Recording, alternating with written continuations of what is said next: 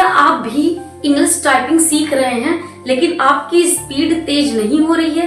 तो दोस्तों मैं आज आपको बताने वाली हूँ एक ऐसा सेंटेंस जो आपकी स्पीड को बहुत ही कम समय में तेज कर देगा।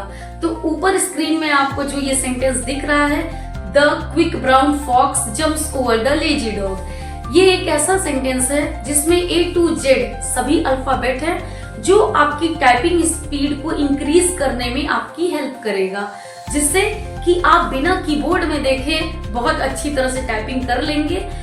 बाकी आपको ये प्रैक्टिस तब तक करनी है जब तक कि बिना कीबोर्ड में देखे आप इन सभी वर्ड्स को प्रॉपर टाइप न कर लें। सो हम लोग मिलते हैं अपनी नेक्स्ट वीडियो में। Thank you so much.